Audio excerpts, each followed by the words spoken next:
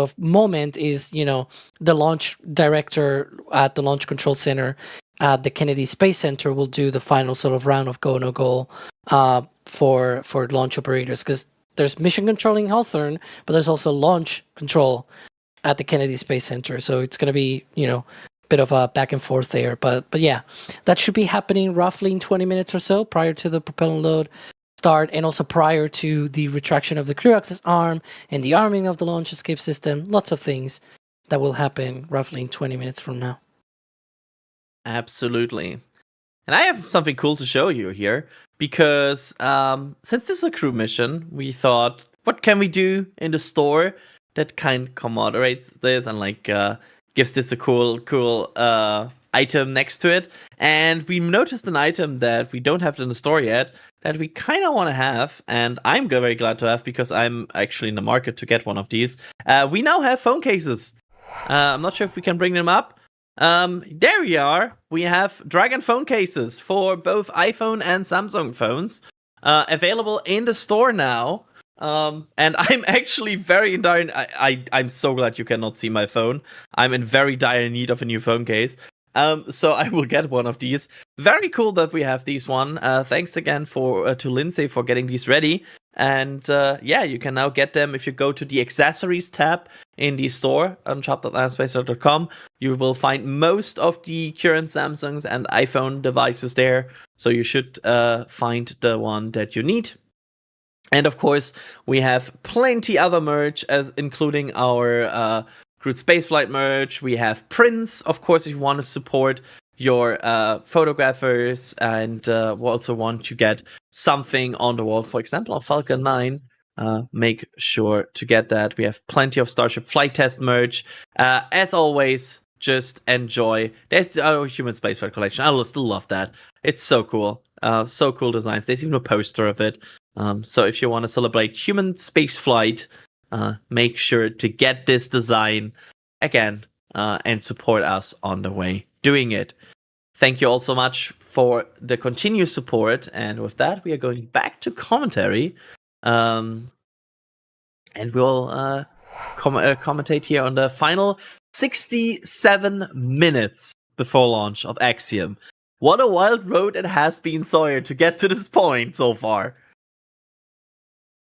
Wild road is an understatement, given the initial issues that we saw with the concern with the LOX leak, and then the leak aboard the ISS, constantly pushing it back. So it was going to be delayed a day, and then delayed further, and well, we're finally here at least. At this time, and are working to resolve the issue. So I will follow up with you in 10 minutes on the status. How copy? Okay, copy. You're troubleshooting the ability to upload the wind conditions for the launch escape system, and you'll update us in 10. Thanks. Yep. And just to make that super crystal clear, if we do not successfully upload this by the time we get to LES ARM, we will be no-go for launch. Did I get it correct? I was thinking you might be thinking that as well. Dragon copies.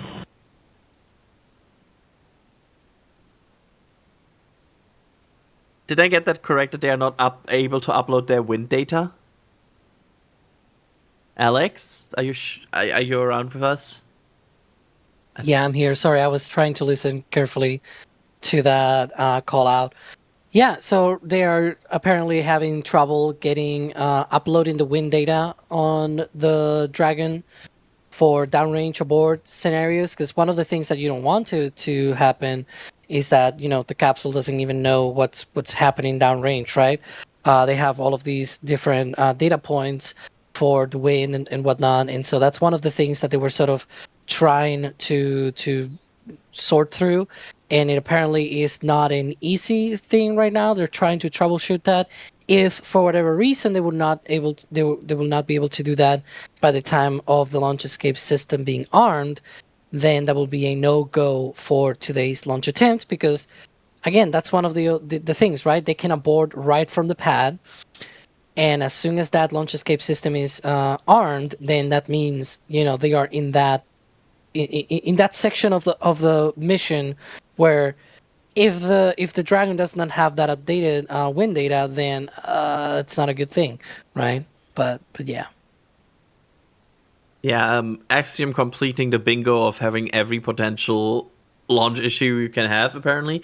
Apparently, yeah. Interesting. So this is not full panic. Chat, we are not in panic mode yet. We are calm. They could fix this. We have seen in the past that SpaceX is very good at troubleshooting. But of course, I mean, we heard it from SpaceX itself. This is a launch critical upload. So, Sawyer, in all your years of covering spaceflight, have you ever heard of a launch having issues because of an upload failure? You're muted, by the way. Yeah, sorry, I needed to be quiet while they were giving the update. I've not heard of this in any kind of scenario before. I mean, there are certain times where they will continue to upload files to all of the different rockets. There's like the adjust file that goes for Atlas. So they're constantly updating the guidance systems, updating weather, updating conditions for the onboard computers to make their decisions. I can't say I've ever heard of a launch delayed because weather data was not being uplinked properly. Interesting. I have heard though of, obviously not a Crew Dragon, but it was a booster a long time ago that was lost pretty much because of that, because of bad wind data that was loaded onto the booster to sort of, sort through the wind as it was coming to the drone ship. And that was, I think, either B1056 or B1048. I don't remember. It was like 2 back-to-back landing failures of a booster. And in one of those was pretty much because of that, because it was bad wind data on the booster. And so the booster was sort of, going through the atmosphere, not even knowing what it was encountering. So, yeah. Yep, it's we are in an interesting situation now. Constantly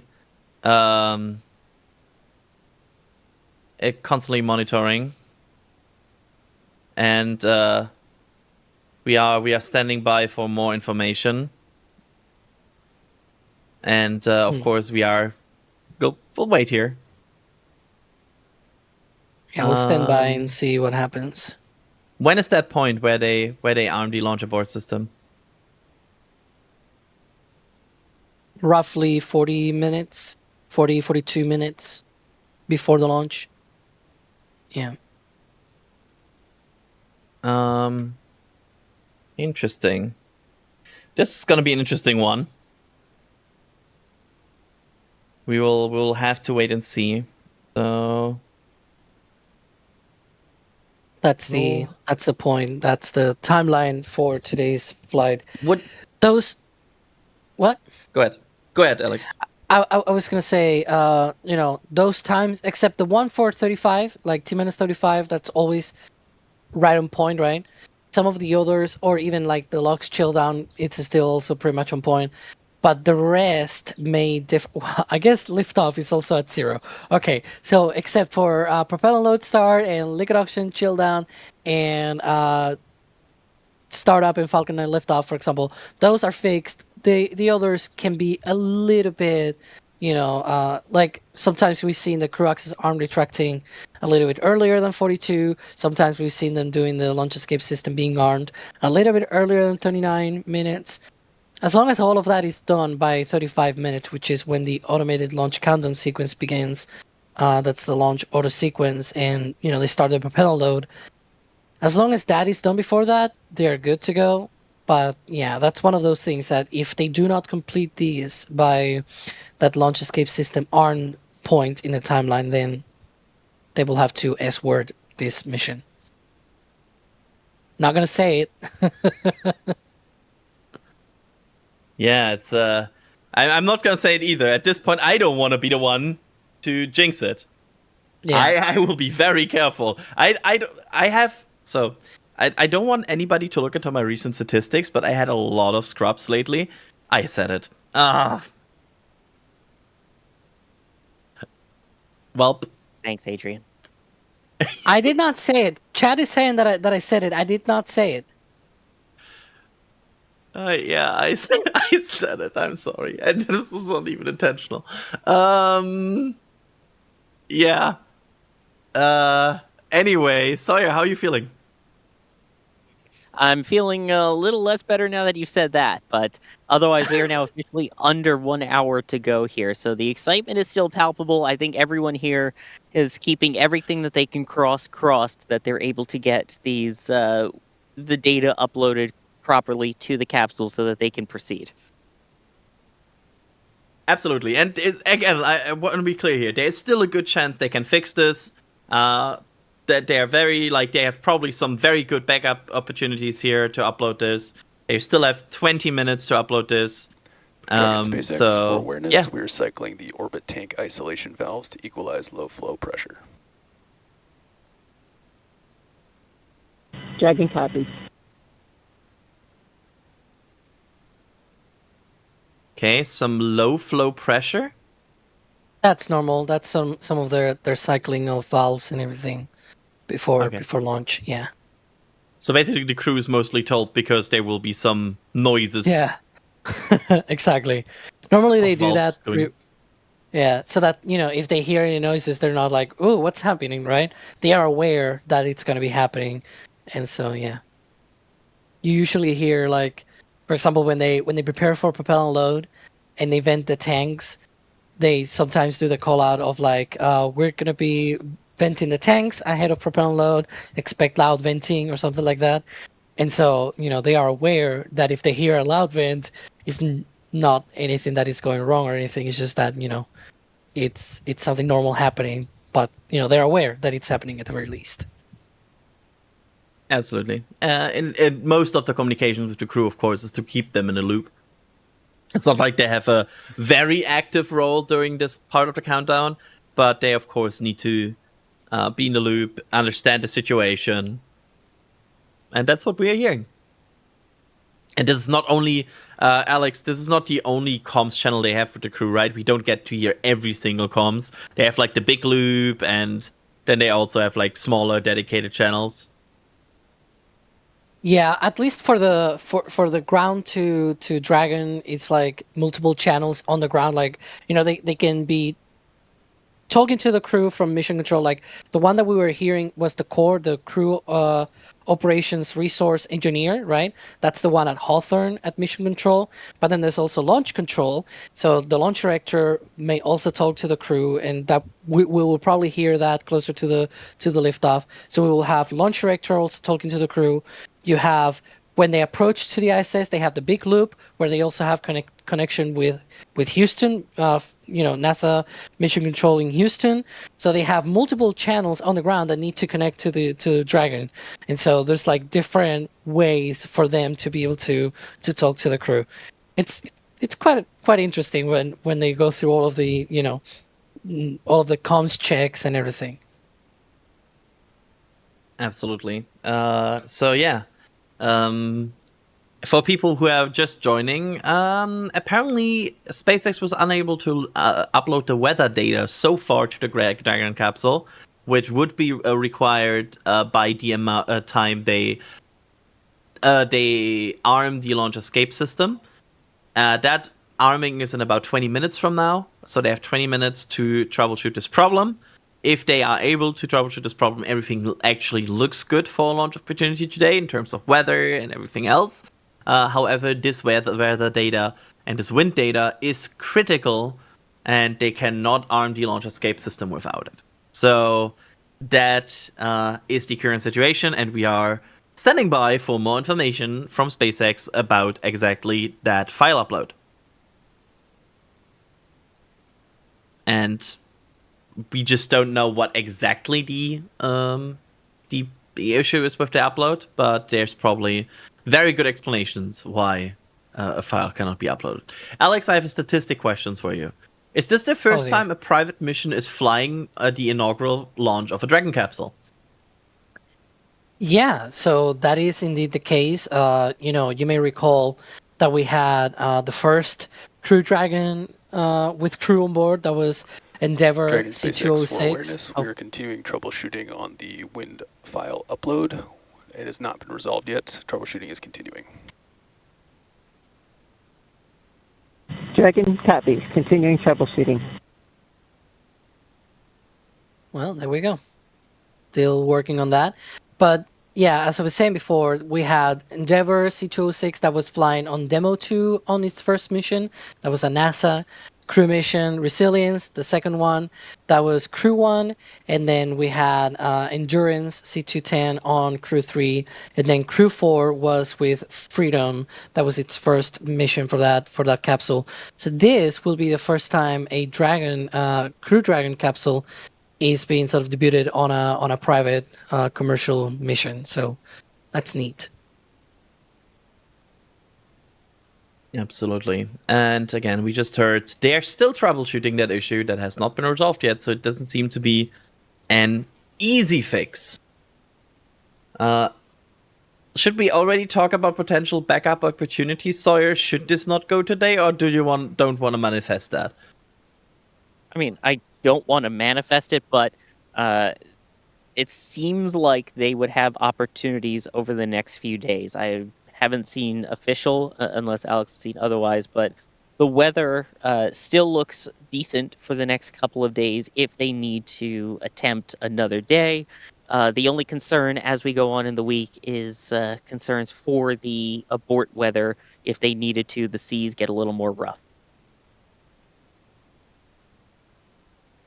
Absolutely. So yeah, we have just been careful. It's just a thing we need to talk through, and because that's just the situation. Go ahead.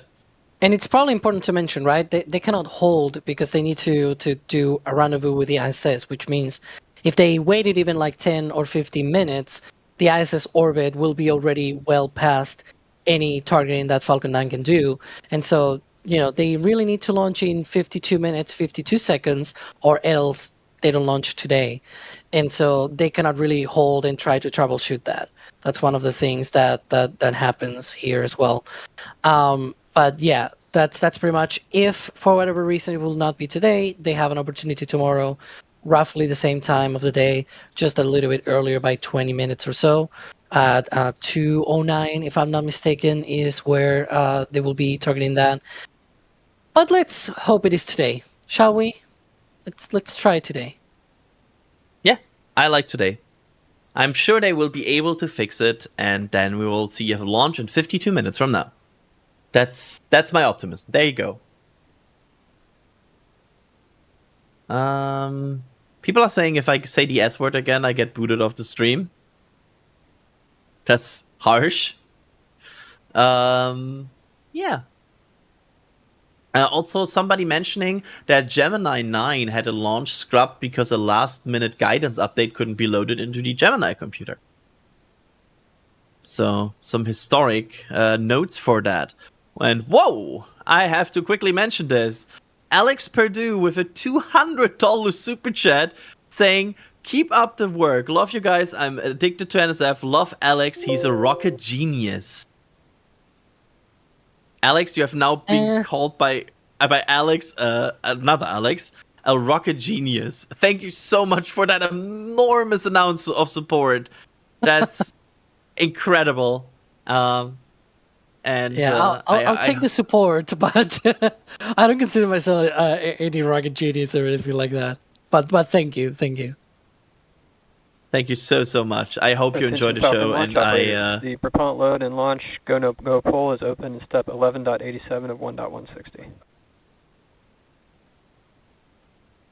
There we go. Go no go pole is open. Let's quickly explain that, Sawyer, because they say the pole is open. They're not really conducting a classic poll with voices, right? Correct. They each have buttons located at their consoles that they will press to say whether they are green or red, go or no go. And the other thing is that, as you've seen from our timelines, it's not that they have to say immediately as they're called on like you hear from other launches. There is a slight opening where they can discuss everything, check everything, and then by the time they hit that verifying go for launch point, everyone will have had to put in their final thing. So they still have a couple minutes to work on everything and wait for the whole board to theoretically be green. Yep. It is an interesting situation. Again, they are working some upload issues. Except for that, Alex, everything looks perfect, right? Honestly. Yeah, I mean, the rocket is healthy, launchpad as well. Dragon, other than the wind file thing, right? It's looking good. The weather is good. The hazard zones are clear as well. They only are working on that issue with the wind file upload on Dragon. And I just heard as well that the ISS, the flight control room in Houston from NASA, that has also given the go-ahead with the launch. They are also ready to support the mission. So overall, except for that stinking file for the win, that's the only thing that they are, apparently working on. So yeah. And to be clear, I see people talking about, like, is this an issue on the 45th or the SpaceX side? This is expected to be, like, the upload would be conducted by SpaceX, correct? Yeah. That's what they're troubleshooting here with the Dragon. I mean, sometimes when you try to upload a file, right, it doesn't work. You have to change some of the things. It's like that. It's not as easy as, uploading, I don't know, to Google Drive or something like that. It's worth remembering, by the way, this is a...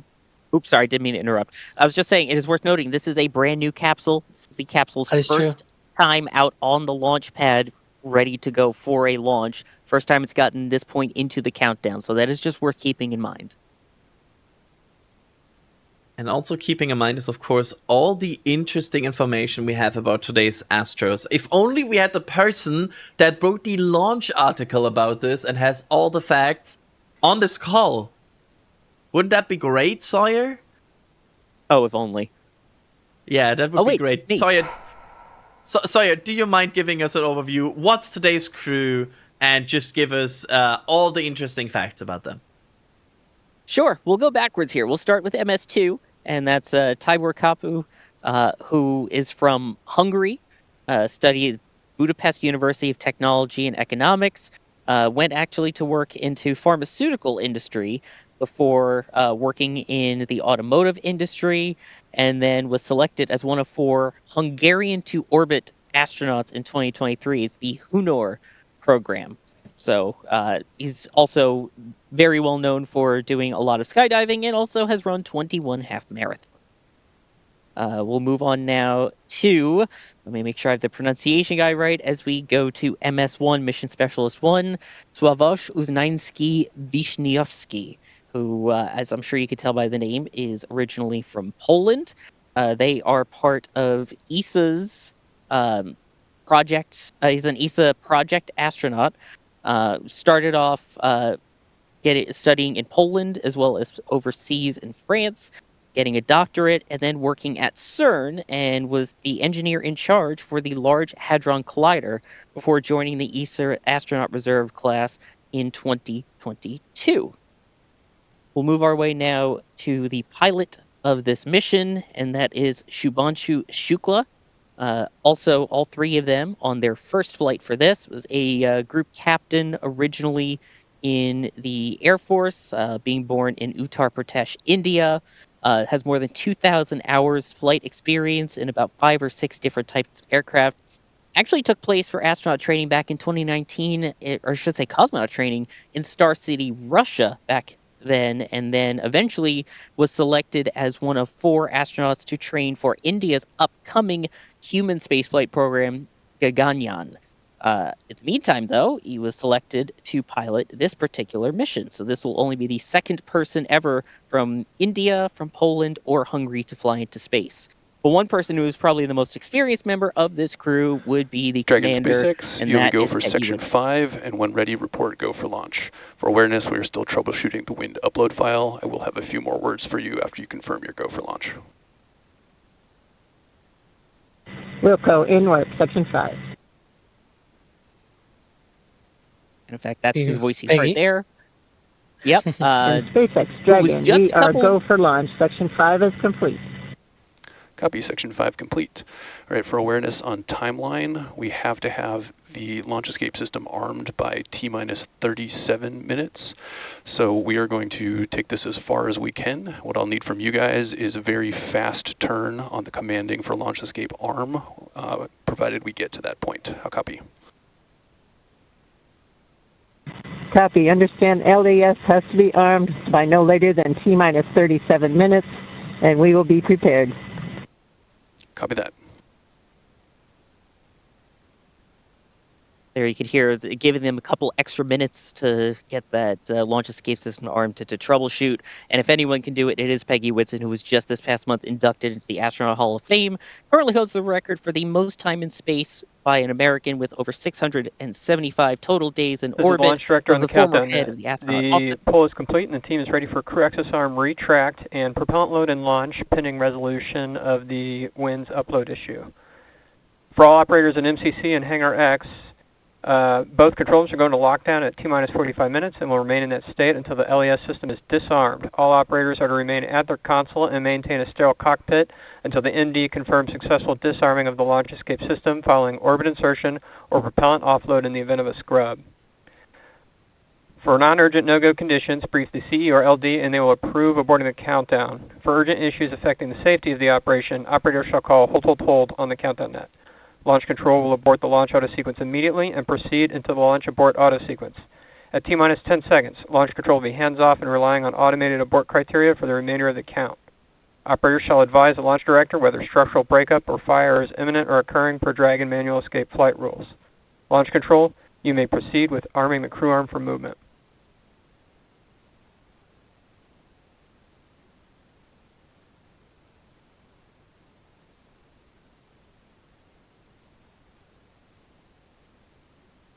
There we go. I didn't want to talk about it. They are proceeding forward now as normal. And crew access arm will now... There we go. It moves away. And with that, they are proceeding as normal, and they take it as low as they can before they make the final call with the upload data. So, quite a crunch time here. There's the arm. It doesn't swing all the way out. It's usually sort of like halfway through, and then at liftoff, then it goes out all the way. Similarly to the Stromberg, I guess. Yep, it is. But yeah, five more minutes. Actually, quite fast for such like it's not a small object. This crew access arm. Yeah. But yeah, they have 5 more minutes until that decision, to troubleshoot. They're trying to give it a try pretty much until the last minute, right? And trying to have as many options. Complete. There we go.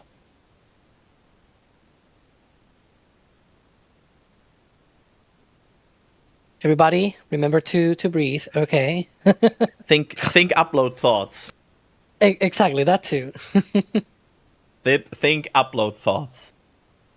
That's what I'm saying here. We are about 5 minutes away from them having to make this decision, and we have not heard of a resolvement of the issue as of yet. Yeah, and they were, working on it. Yeah, and the crew needs to manually sort of, command the launch escape system to be armed, because otherwise, like it could probably be done sort of, remotely, right? But they need to approve the command and things like that from inside. And so that's why they were told, once we get to that point, if we are go, then, be prepared to quickly turn around that and being able to do that command quickly before we go into propellant load. So, yeah.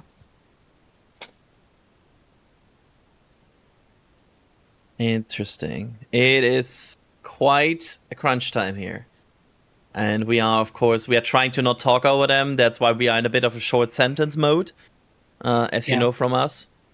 But we are also, we're basically waiting for the final resolve of this upload issue. Again, if you're joining us late, they have an upload issue with wind data and they will need to resolve that before arming of the launch escape system for the launch to continue. So that is our current situation. And we are minutes away from that being critical. And they are still working on it. They're still proceeding with the count, but they can only proceed so far without arming the launch escape system. So why are they arming the launch escape system so early before launch? That's because they fuel before launch, so they're arming it prior to fuel loading happening. So that way, in the event something happens while they're loading up the LOX and the RP-1, they can basically jettison the capsule away and have it splash down nearby. It's a safety issue in the event something goes wrong during tanking. Exactly. So we are in 2 minutes. That they have to resolve it in 2 minutes. We will know in about 100 seconds if they are go for launch today. This is a bad way of excitement I didn't expect for today. Yeah. We will see. And we are standing by for final resolvement. We'll probably get that very soon. And Could be any moment. Of course, if they go, they will start propellant loading basically a few minutes after that. They will start to launch auto sequence basically right. Is complete. You are go for section 6, close visors and arm launch escape system. There we go. Thank God. Visors are closed and arming launch escape system now.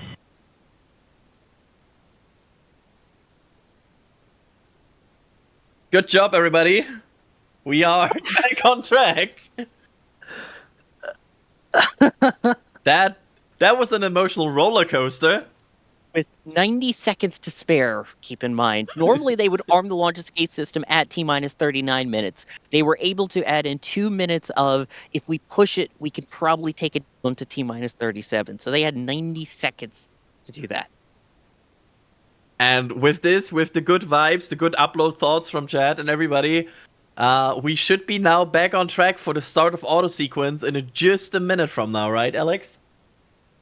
Yeah, at T-minus 35 minutes, the launch countdown auto sequence will start, and that'll be when they load propellant on the first stage. That'll be both the fuel RP-1 kerosene and the oxidizer. Verified armed. Nice. Here we go.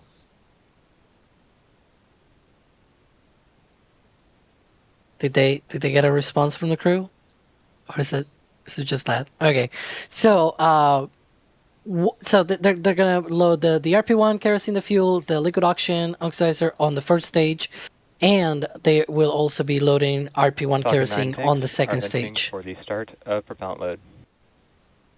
There we go.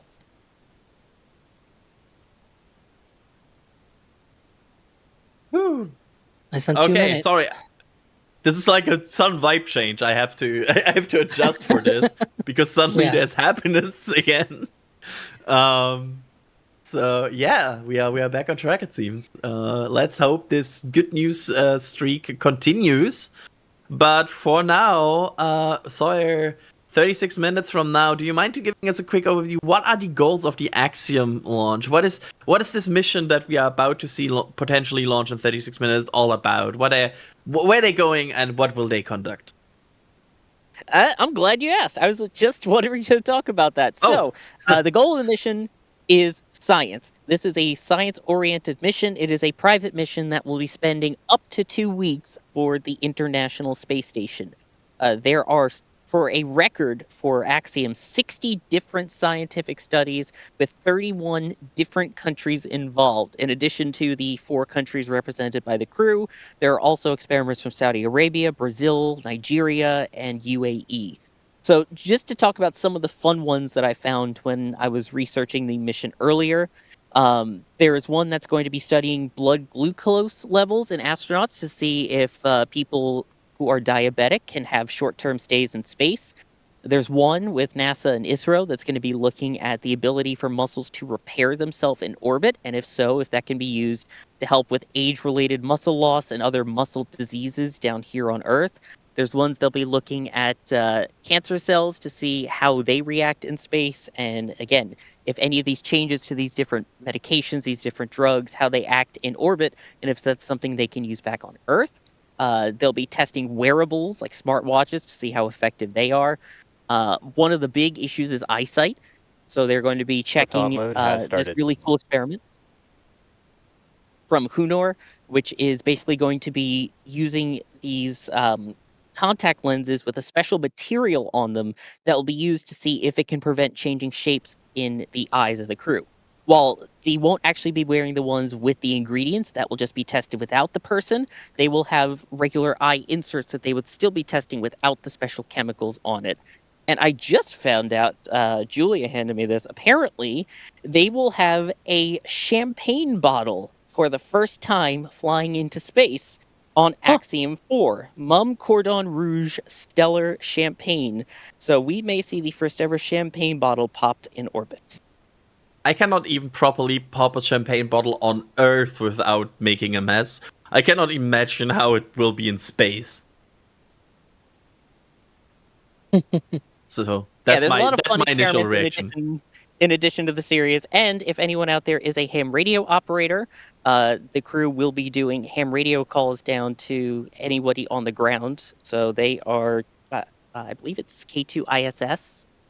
Or K1 ISS is their call sign, but yeah, they'll be doing ham radio calls down to the Earth as well. There we go. And with that, 33 minutes to go, and we just heard the call out a bit earlier. Falcon 9 is in prop loading. We should just be seconds away from seeing a frost ring appear on that beautiful rocket while it is being loaded. Although this is a very new vehicle, so it will be a bit harder to spot than usual, because it's still... we have this closer view, though. True. I'm staring at it, but it should be like seconds away. Like it's super fast forming. Yeah, about a minute or so from now. Because I was thinking, it is true that when they launch a rather new booster, it's harder to see. But this time around, we have these close-up views from the fiber feed, so that sort of helps compensate.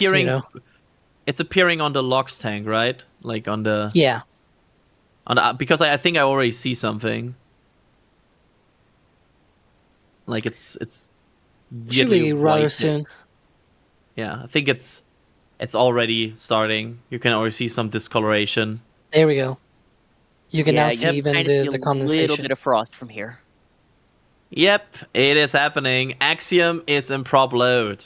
Axiom 4, I should be saying. And with that, we are 32 minutes away from launch, and Falcon 9 will now undergo some steps in preparation for launch. Alex, do you mind giving us just a quick overview? What will Falcon 9 now do in the next 32 minutes? Well, right now they are doing that propellant load. First stage getting liquid oxygen and RP1 kerosene. Second stage also getting that kerosene as well for the fuel. That kerosene load will last for another 10 more minutes, roughly T-minus 20, 21 minutes or so into the count. And then it'll wrap up on that second stage. We'll see the LOX chill down vent, that T-minus 20 minute vent that we always talk about. It'll be in preparation for the liquid oxygen load on the second stage, T-minus 16 minutes in the count. It's pretty much just about loading propellant from here on, if you can think about that, where they just load all of the propellants. They will also do, as we were talking way earlier in the count, these things of loading cryohelium. So we may hear as well some of those callouts as well. They're going to be probably testing as well the POGO system on the first and second stages. So we may hear also the callouts about POGO and things like that. That's the sort of system that they have to avoid those oscillations in the vertical direction, across the vehicle as it lifts off and everything, and it flies through the atmosphere. And so there's going to be a lot of those checkouts as we proceed here into the count, and as they load the propellant much closer to the liftoff, they have all of those closeouts of propellant load and everything. We'll talk about that when we get there, though. There we go. Thank you for that. And yeah, it's 30 minutes from now. You can see Falcon 9 now being frosty and forming condensation as very See, there's the cryohelium. And cryohelium, of course, mostly used to repressure the tanks, correct, Alex? Yeah, that is very cold helium. It's so cold that it's pretty much liquid helium. Like, that's how cold it is. It is loaded on Falcon 9. That goes into the liquid oxygen tanks. That's where they have those COPVs, those composite overwrap pressure vessels, stored there on the liquid oxygen tank. And so what they do is that helium during flight, it is sort of routed to the engines. There's this thing that is called a gas generator. It's sort of like a small rocket on the rocket engine. It's like a small rocket engine on the rocket engine, I guess, should be the wording there. And so what they do is they use like loops around the gas generator exhaust to sort of heat up the helium. That helium is heated up and then put back on the tanks to be able to pressurize those tanks for flight as they go through the atmosphere. But yeah.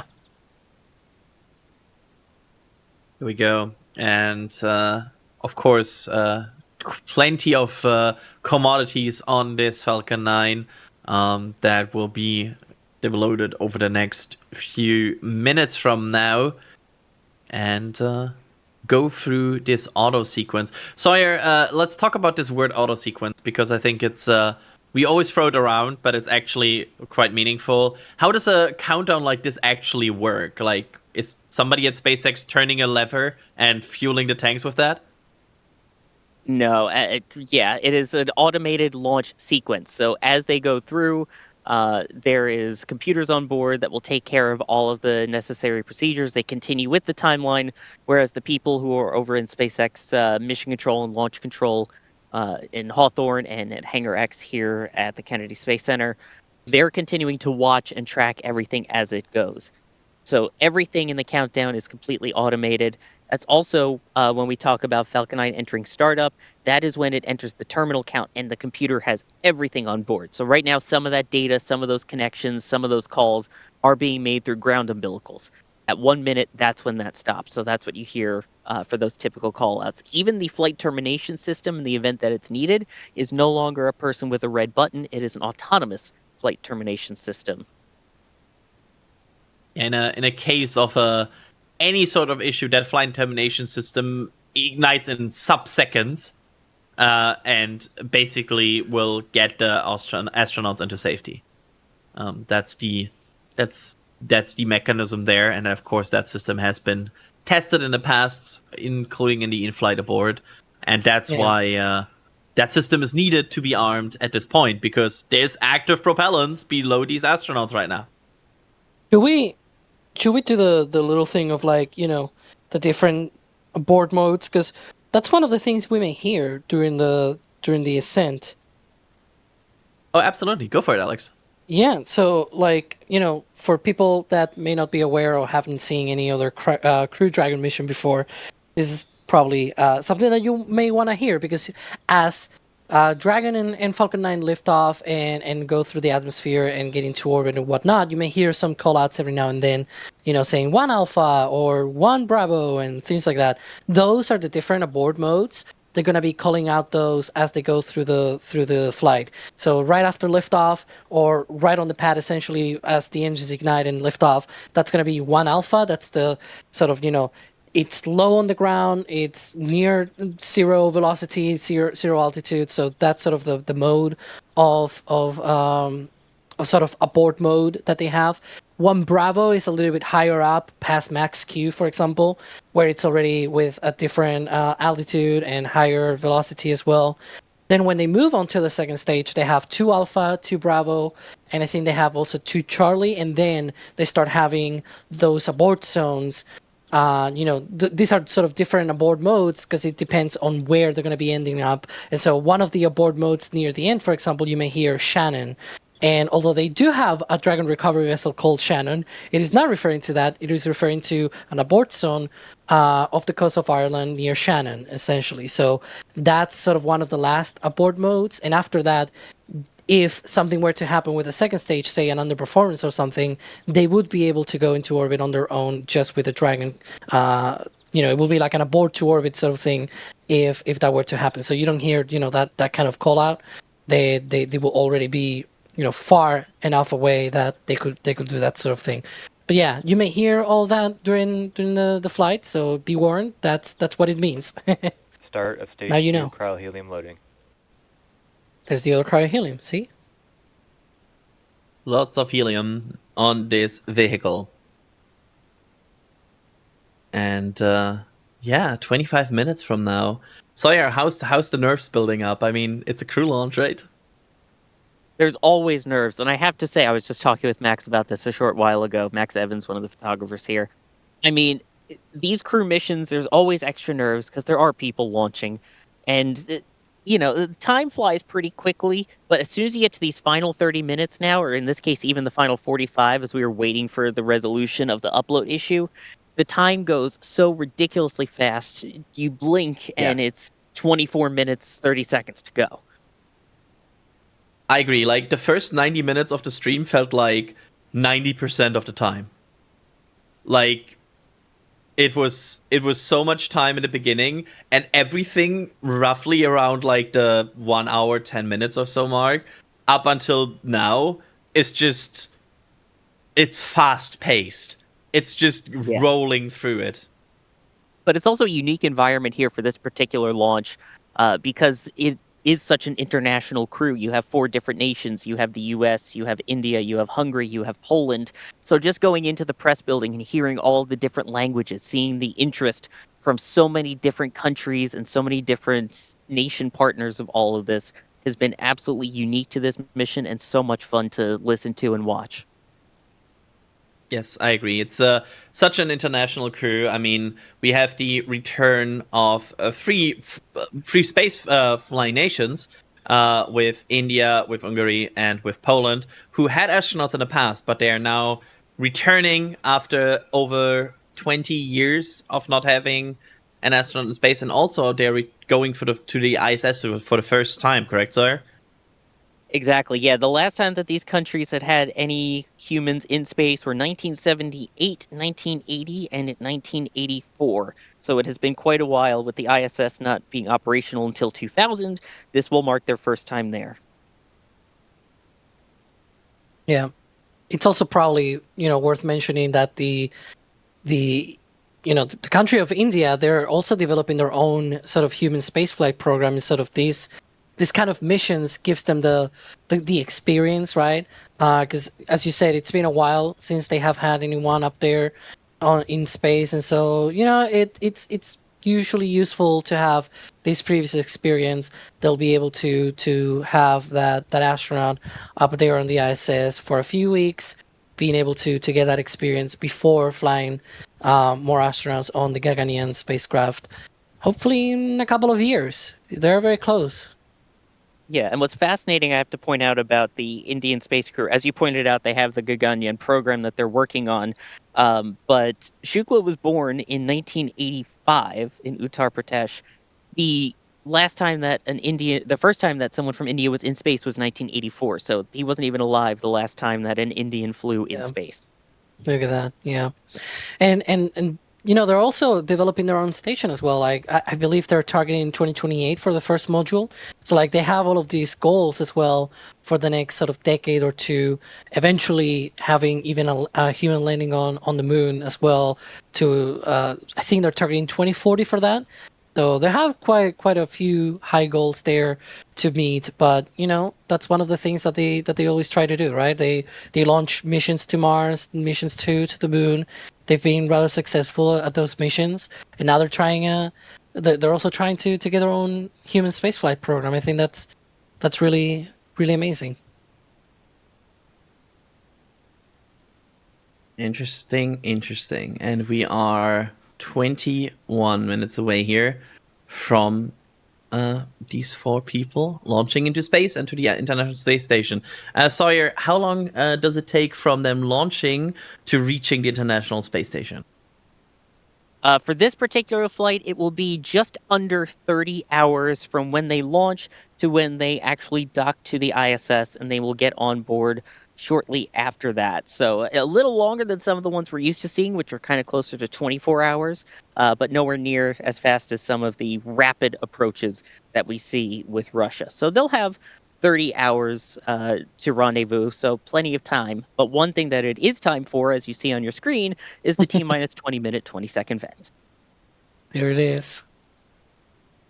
Alex, what is that vent all about? Yeah, they are preparing that stromback, all of those umbilical lines to get ready for the load of liquid oxygen on the second stage. That's what they're doing right now. They're flowing. Complete. And also, they've just wrapped up that kerosene load on the second stage, as we just heard. And so it's sort of like, in about 4 minutes or so, they're going to be loading liquid oxygen. You don't want that cold liquid oxygen as it goes through the line and everything to get thermally shocked, as they call it. And so you just condition that line to prepare for that. And what they are venting right now, for maybe some people are wondering, what is that vent? That is gaseous oxygen that is leaving the vent. A lot of the white thing that you see, though, is from the atmosphere, from the humidity, because it's very cold, right? And so the humidity in the air, which there are lots of that in Florida, right? It's getting cold, and so it's sort of it's essentially getting condensed into a cloud. Yeah. And with 19 minutes to go, we are getting closer and closer to the International Space Station, actually facing over Cape Canaveral, which is, of course, the ISS will basically be a target, and then you'll have the Dragon be a bit of a chaser there, because they will not launch right when it's above it. It will be a bit further downrange, and then they will chase it over 24 hours and then dock with it. So that's how this works. And the ISS is getting very, very close to the Cape at this point. Yeah, that's one of the things that, it's usually badly portrayed, I will say, probably not in bad faith, but, sort of oversimplification, right? That usually it's like, oh, they launch when the ISS is above. It's not when the ISS is above, it's when the orbit of the ISS is above. And in that orbit, the ISS can really be on the other side of the globe and still be fine. In fact, as you were mentioning, it's about to overfly Florida right now, and it's still 18 minutes to the launch time, right? But the orbit of the ISS is crossing over the launch site in less than 18 minutes from now, and so that's what they're targeting. We have an idea of a video, a concept of a video, potentially coming out sometime.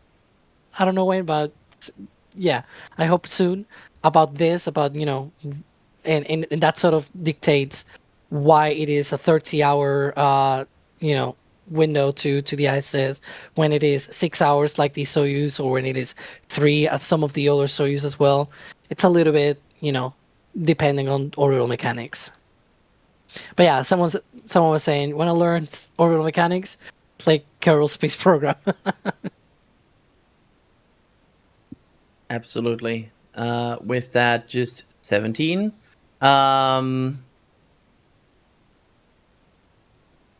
Sawyer, we talked about this earlier, but just as a quick rundown, how did the Russians go to the ISS so fast versus Dragon?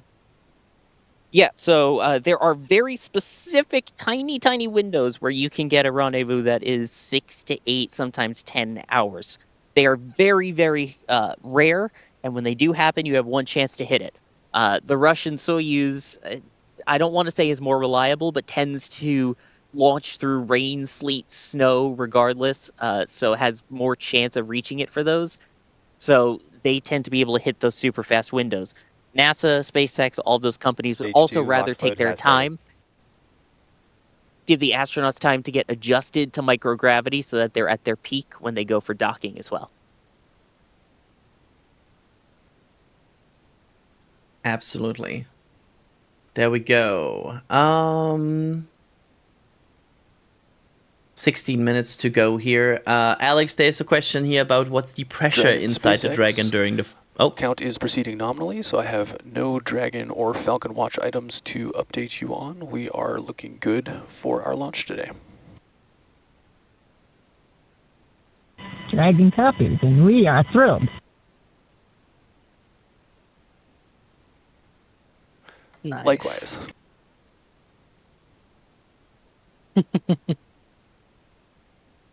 Absolutely. So yeah, what was the question, Adrian? What's the pressure inside of Dragon during the flight?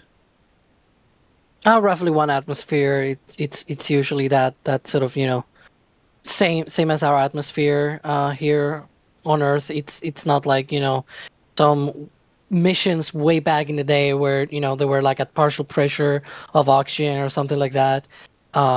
They just fly with atmospheric pressure and sort of nitrogen and oxygen levels as you see here on Earth. Absolutely. And Falcon 9 here. I love always this close-up view because it's so cool to see this Falcon 9 just like venting. And you can also see how there's basically no wind, right, Sawyer? Oh no, when you saw the 20-minute vent, the cape that was around it, normally you'll see it blowing off to the side or something like that. This was more like a blanket than a cape today. It hugged around it. Also, the air is extremely thick tonight. It is high humidity. You can certainly feel it. But what that also means, besides for being able to see the thick clouds, that typically means that the sound lingers in the air. So hopefully that means you at home watching will be able to hear a beautiful punchy launch. That is the goal indeed. And yeah, these denser days tend to be very good for audio. So there might be some really, really cool audio we are in for here. Of course, besides that, we are not expecting any like jellyfish or something. It's way too early for that with just 2 a.m. right now. So that's not gonna happen, but we might get some very clear views of the rocket going up, and then that might produce some spectacular pictures. That is our plan here in the field. We have Julia, Max, and myself out here with a bunch of different angles that we're attempting. Absolutely. Thanks all of you for rolling out there like hours ago and getting us ready. And of course we have another launch in just 10 hours from now. That is also planned for the Cape today. So quite a busy day here. Some people asking for jellyfish today, whether it's going to be a jellyfish. Unfortunately, it's too early for that to happen. If it had happened, maybe like last week or something like that, then the time of launch will have been a little bit later, and then it will have probably been, jellyfish time. But yeah, unfortunately. And also no moon jelly because it is a new moon. Yeah. Moon was so great they made a new one. Can we get a head count for the people on the ISS right now? Oh, I need to actually look this up. 7 people. So this will bring it up to 11. Yep. It's rather usually 7 people, or either 7, 4, or 3, because you either have a Soyuz or and a Dragon, or you have a Dragon only, right? So it's like 7, 4, or 3. Right now there's both. There's a Crew Dragon and a Soyuz. So there's 7, and plus the 4 from this one, it's gonna be 11, yeah.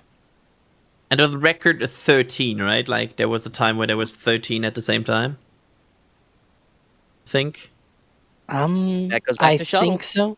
Yeah, because there were 6 on the ISS, right?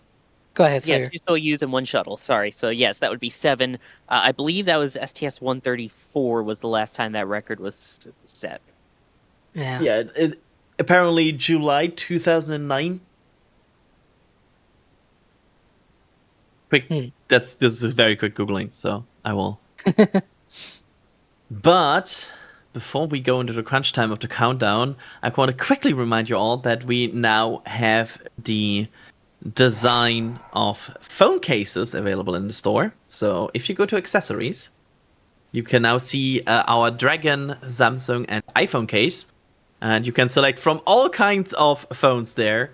So you should find yours, and if you get that, then you can wrap your phone in beautiful Dragon style. And I will absolutely order one of these because my phone is badly damaged and it should have had a case honestly way before this.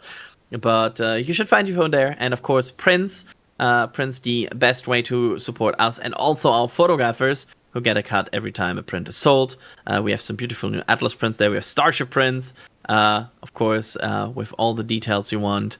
and they are available both as paper prints and also as metal prints. So if you prefer like a solid metal plate on your wall, then go for the metal option. But maybe you prefer a poster, and that's totally fine as well. You can also get that poster on your wall. Thank you so much. And now, with 10 minutes to go, let's focus on Axiom 4 launching. Whew. It's crunch time. Dragon Less than 10 minutes. Confirmed crew displays are configured for launch. The displays are configured for launch, and the Axiom 4 crew would like to thank the incredible teams that have made this moment possible. To the Axiom space team, you've poured your hearts into this mission. Your passion and dedication have lifted us higher. We wear this patch with pride because of you. To NASA, thank you for the decades of knowledge, the training, and the trust. You've shaped generations of explorers, and we're honored to carry that legacy forward. To SpaceX, thank you for giving us the wings to fly and the confidence for a safe return home. And to our international partners, thank you for standing with us across borders, united by shared purpose. And to every person behind the scenes, engineers, trainers, families, and friends, you are the quiet force behind this mission. We carry the hopes of many with us. As we realize the return, we will bring those hopes home to you. Thank you. Peggy, Shooks, Suave, Tibor, from all of us that are staying here on the ground, we look forward to your mission. All the hard work from our teams culminates here, so good luck, enjoy the ride, and science the heck out of all your experiments.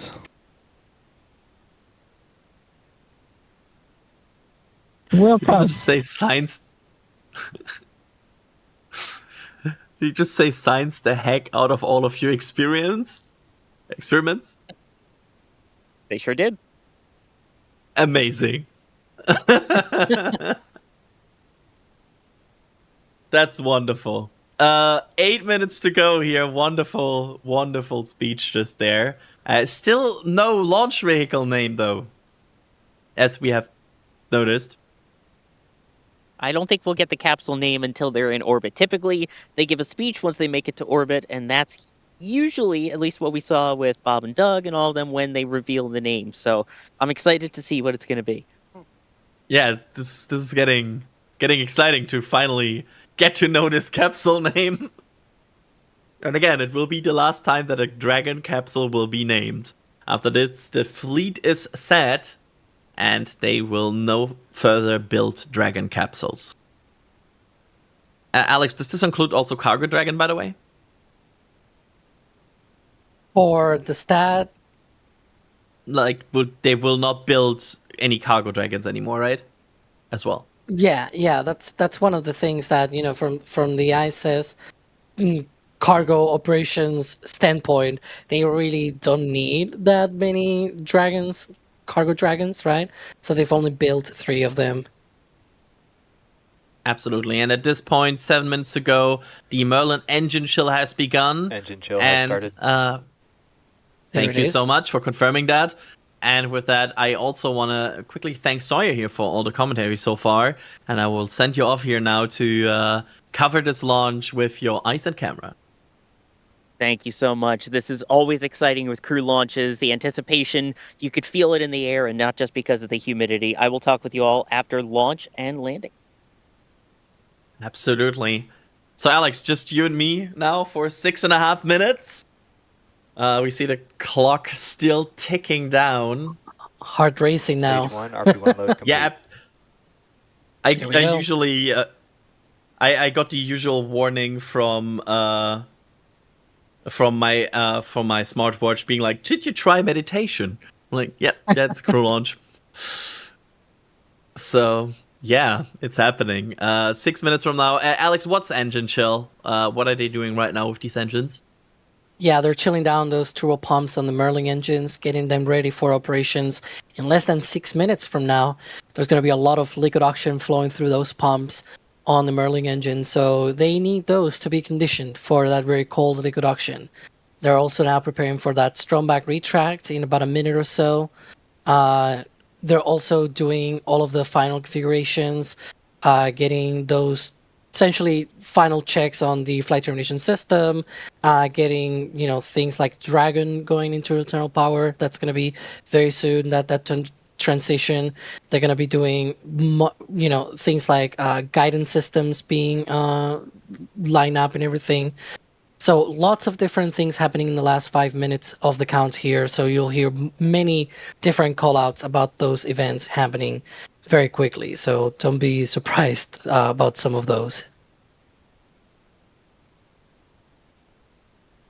Yep, Falcon 9 absolutely. propellant tanks are pressurizing for strong back retract. There we go. Dragon is in configure for terminal count. And that's the other one. Getting prepared that Dragon for heading into the final count, and also transitioning that to internal power as well. We may hear that strong back retract call out in just a few seconds from now. You can see that strong right there, and Strong back retract there has you can- started. There we go. should see these clamps opening. Any second now.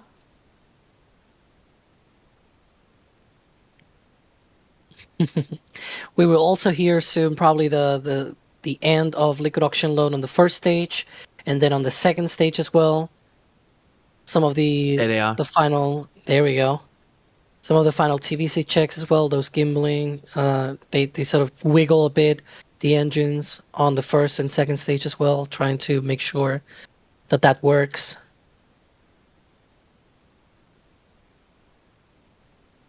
Look at that. And wonderful. I see some of the Starship hardware in the background. Oh, true. Interesting to see. Nothing new though there, I think. There's a few things that are new to me, but it's not the point of this live stream now. But there we go. That's the SPU strong on back retract. Monday. Yep. Starbase update next week. 3 minutes 15 seconds. As this Falcon 9 is about to wrap up everything in terms of propellant loading. And then it's just a matter of conditioning and final steps before launch. Stage 1, Don't lock see load that- complete. Here we There go. we go. That's stage 1 wrapping up. Heading into the final minute, we will also have, Falcon 9 in startup at T-1 minute. That's when the onboard computers take over Dragon control is of the in terminal countdown. count and is on internal power. There we go. There we go. That's really good. Really good. So that Dragon vehicle is now completely autonomous. Yep. And they should also be wrapping up that liquid oxygen load on the second stage very shortly. We'll see the comeback of the Stromback vents as well. We'll hear those gas closeouts as well on the callouts. And then hopefully... the purge of the strong bag to not ignite your strong bag. Exactly. And hopefully, roughly 45 seconds before the launch, we'll have that go from the launch director and also from the crew, because this time around, there's crew on board. It's not a Starlink or anything, right? It's a Crew Dragon. There's people on board, so they'll be able to also give Stage their 2, final lock go. load complete. There we go. And with that, it's just a matter of the final steps here. Dragon is Again, auto 40 idle. seconds from There we go. 40 Auto idle. seconds from now, the Falcon 9 will take over the launch countdown.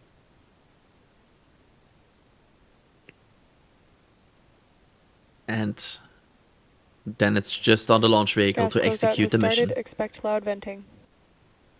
There it is.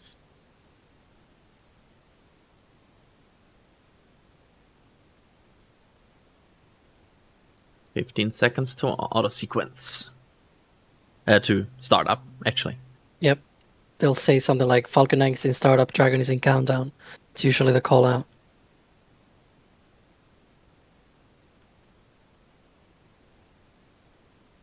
FTS is armed, Falcon 9 is in startup and is now controlling. Dragon is in countdown. There we go. There they are. As predicted, and we are now getting standby for the go for launch, which Dragon, should be any second now. SpaceX, go for launch. AX4 is go for launch.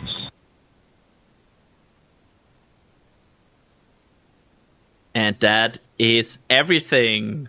Everything is good to go. 30 seconds from now, you will see at the bottom of the Falcon 9 a green flash that will ignite the 9 Merlin engines.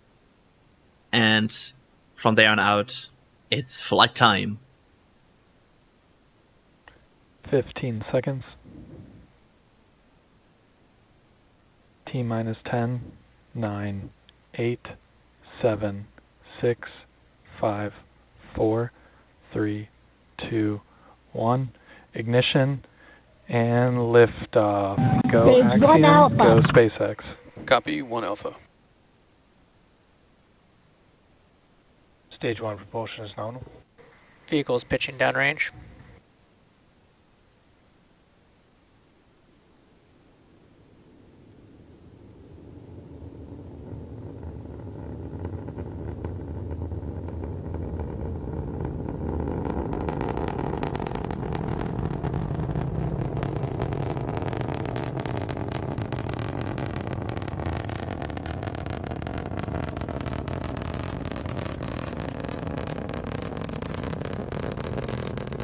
Power and telemetry nominal. Stage 1 throttle down.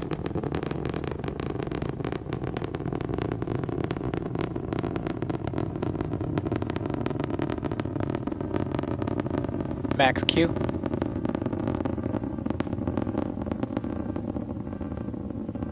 Vehicle is supersonic.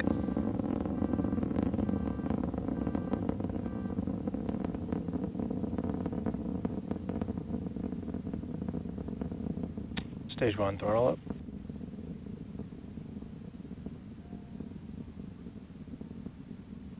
Stage 1 Bravo. Copy, 1 Bravo.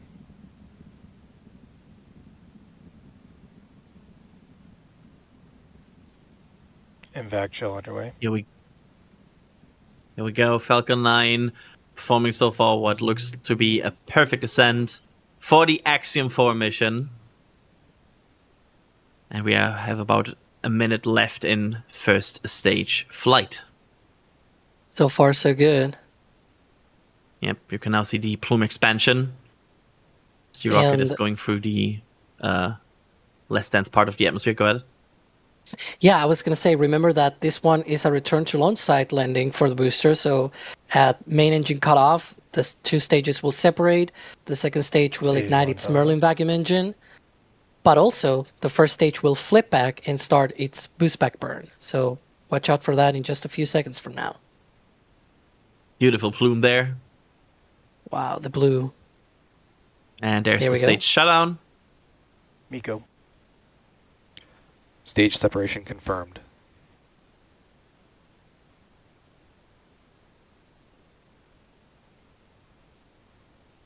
Stage 1 boost back startup. Invac ignition. Oh, There's look the at boost that. back. The Falcon Nebula. Look at that. That's beautiful.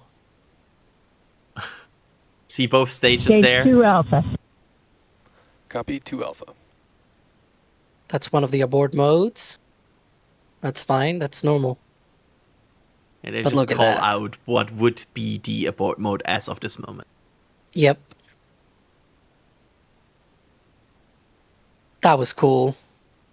Yep, that interaction between the 2 plumes looked amazing.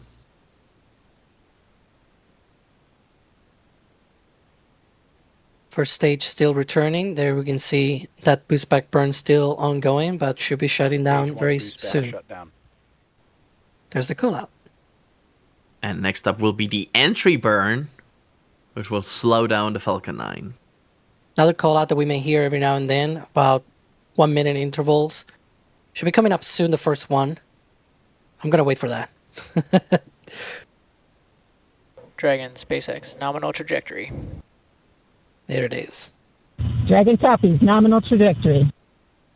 And so from now on That- until they reach orbit, they're gonna be doing these call outs every minute, essentially.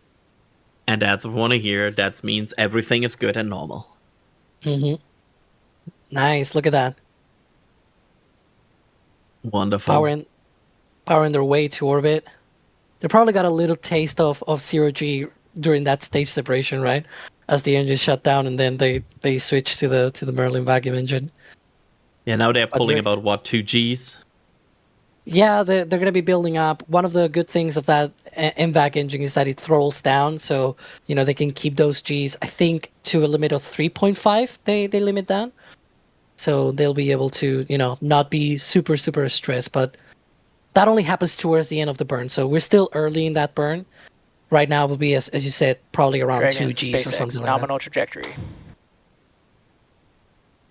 Dragon copy. There's Nominal the- trajectory. There's that second call out. Once every minute, like clockwork. Yep, and they do that to keep the crew aware, right? Like we were seeing earlier before the launch when they said gas closeouts, expect loud venting and things like that. They keep the crew alert so that they are not, unaware of what is going on, or like, if something were to go wrong, they at least know that what they just heard or what they just felt, it was not nominal because they were not aware of that, right? And SpaceX, of course, has quite an experience at this point with launching crew, especially also more like first spaceflight crews. And they work a lot on the astronaut experience and making sure they understand and they know and they get the proper data they need. That's Dragon, at least SpaceX, what I gather nominal from. trajectory. There it This is the is. third one. Dragon copies. Nominal trajectory. And coming up is the entry burn of the first stage, which will be booster 1094 with the second entry burn of its career. Stage 1 entry burn startup. And again, this one will land on LZ1. And Ooh, look at there that. it is. Ground views of the entry burn. Stage 1 entry burn There's- shutdown. There's that There's a Falcon shutdown. 9 in here.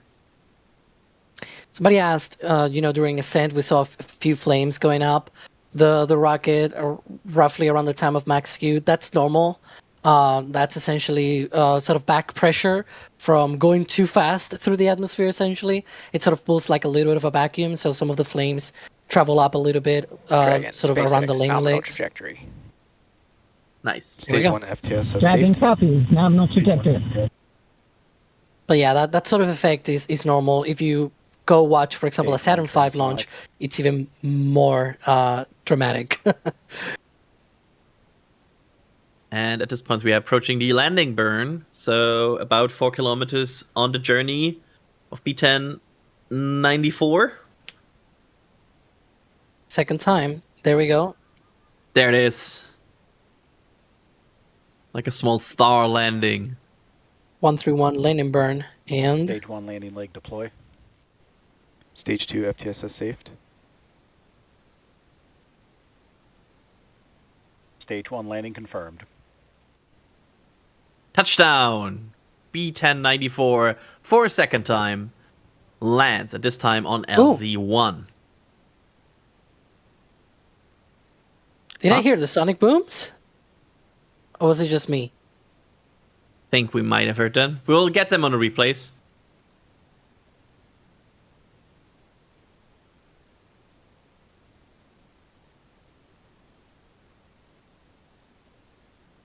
And just a few more seconds away here from Seco 1.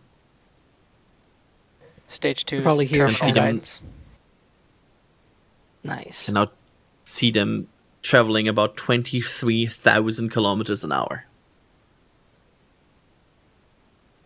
Quite fast.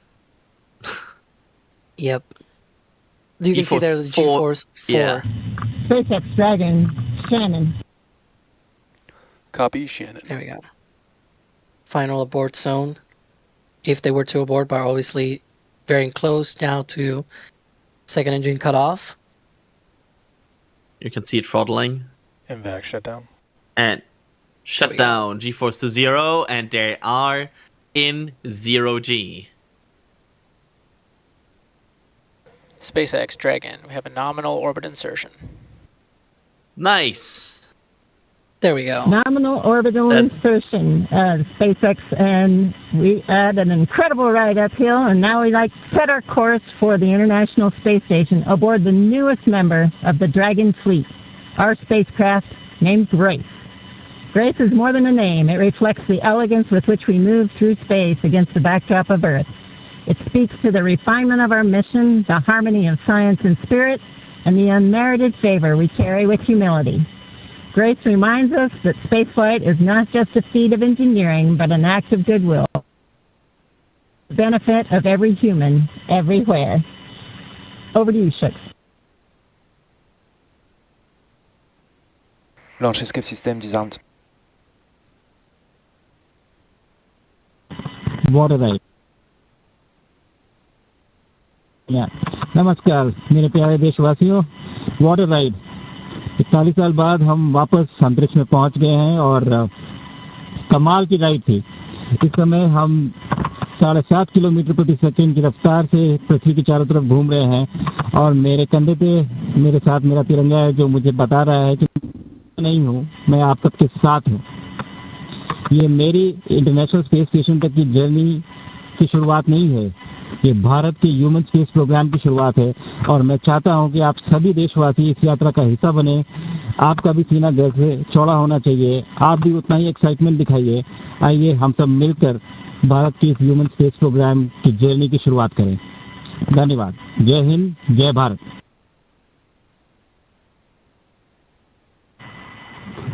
Thank you, Shucks. Drogie Polki i Polacy, dziś robimy ogromny krok w stronę przyszłości technologicznej Polski. Polski opartej na nauce, wiedzy i wizji. Niech ta misja będzie początkiem epoki, w której nasza odwaga i nieustępliwość kształtują nowoczesną Polskę. Dla nas i dla przyszłych pokoleń. Kosmos zawsze jednoczył ludzi. Zabieram dziś z Ziemi cząstkę każdego z was. Waszej siły, waszej nadziei, waszego zaufania. W kosmosie nie jestem sam. Reprezentuję nas wszystkich. Z całego serca dziękuję wam za zaufanie. Kosmos dla wszystkich. Space for everyone. And with that, over to you, Thibaut. Stanisław, 15 millió magyar emelt ma idáig. Támogatásotok olyan, mint a szürke hamu alatt nyugvó parázs. Belül csendben ízik, de ha fát dobnak rá, egyként lángol. Hálás és büszke vagyok, hogy a hazánkat képviseltem. Családomnak és barátaimnak köszönöm, hogy ti vagytok a legerősebb támaszaim. A ti hangotok hangosabb, mint a rakétánk, erőtök nagyobb, mint a gravitáció. A világűr mindenkié, a Föld pedig egyetlen.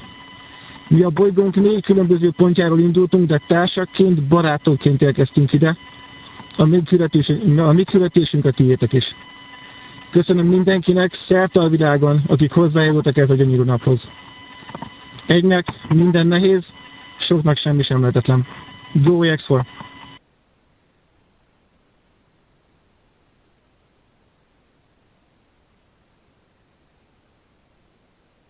Beautiful to hear all 4 crew members talk there.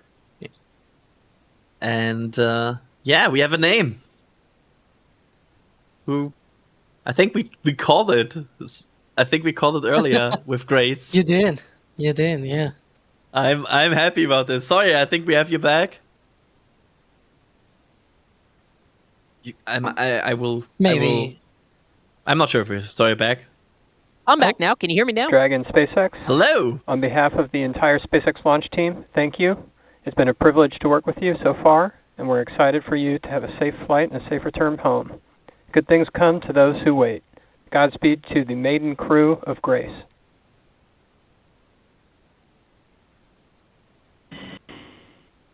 And we thank you all as well.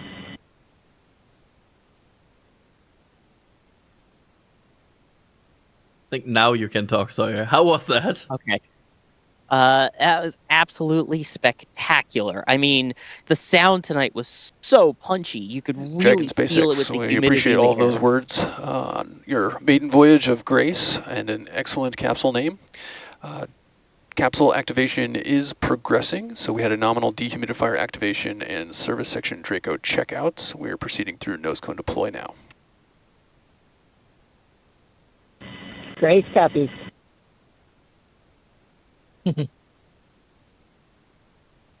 I want to, at this point, also congratulate Next Spaceflight over Wikipedia, because Next Spaceflight already has the capsule as Grace. Wikipedia does not. Just mentioning that. My spreadsheet is also changed already. Just saying. So I'm not yeah. advertising it.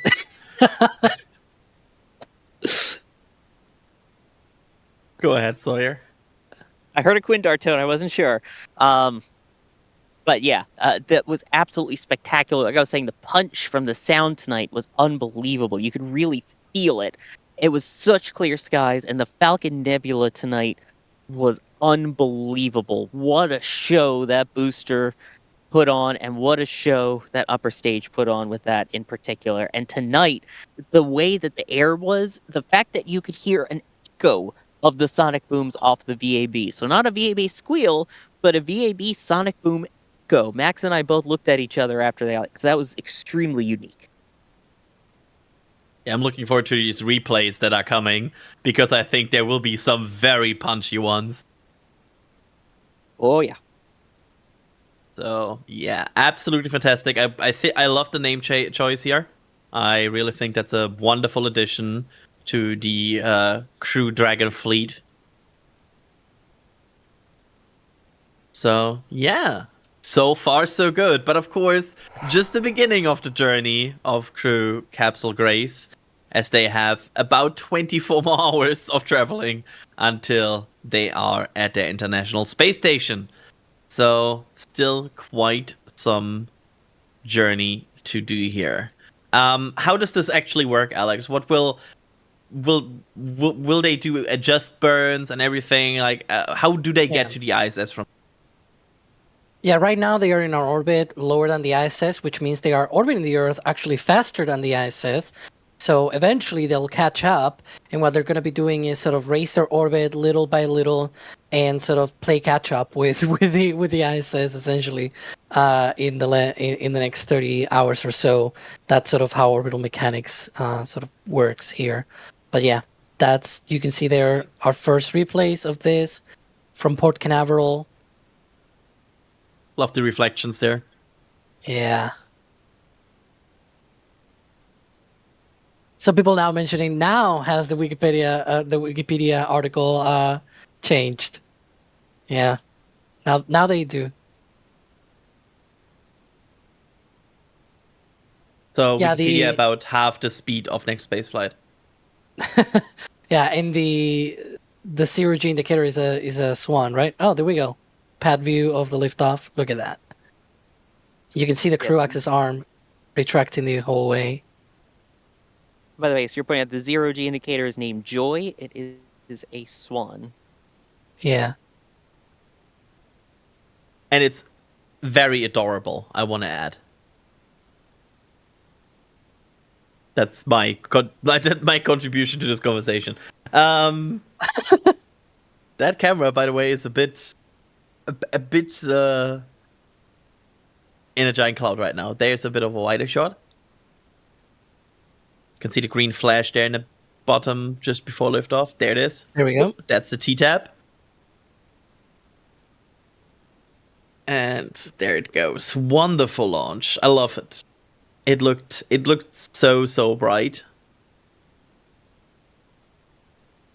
There you can see that retraction, and the whole reason why the crew access arm sort of stays halfway in the retraction process is, if they need to evacuate quickly or something, or they need to in any case just exit the vehicle quickly. That's why they have it sort of halfway in between. But when it lifts off, then if it lifts off, you don't need that crew access arm to be there, so you just move it all the way back. Absolutely. And that camera was adjusted a bit for brightness there. And there's the track. Is this auto track? That's one of ours. Or is it a manual track? Not sure if this is auto track or not.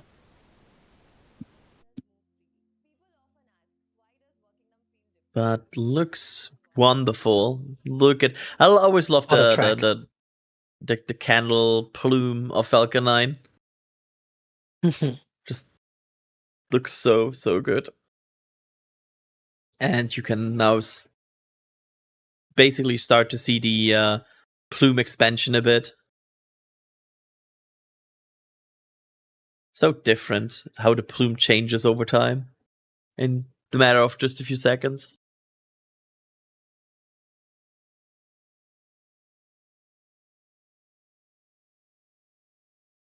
Beautiful.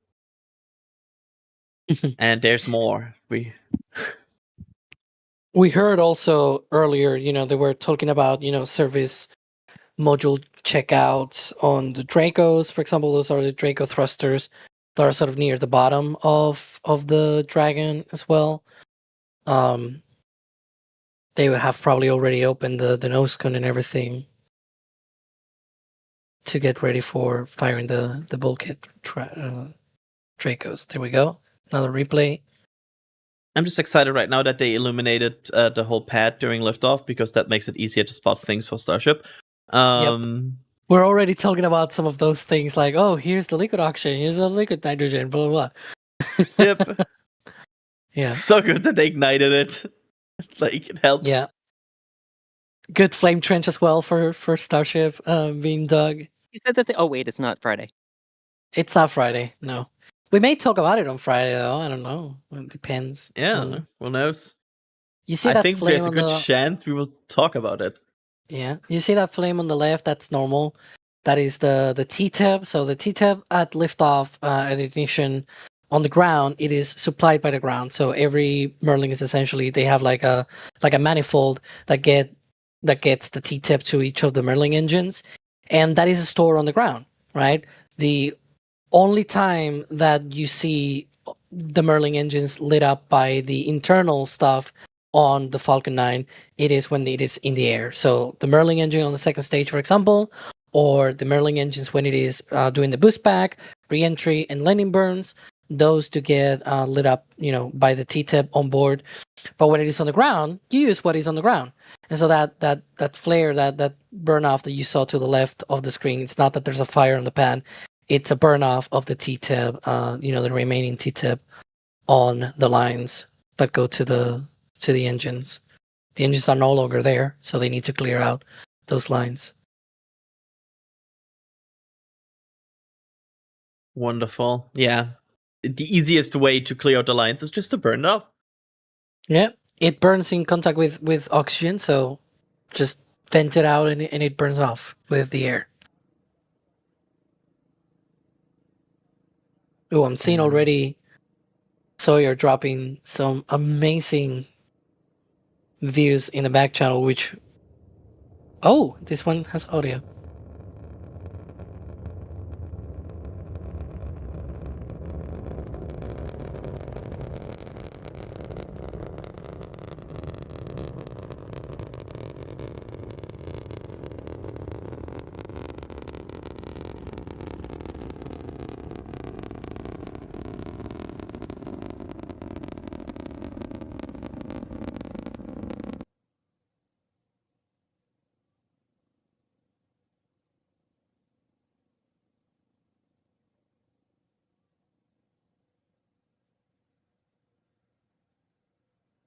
And there it goes by. That was a neat view of the umbilicals sort of being pulled out. I think this might also have audio in a bit.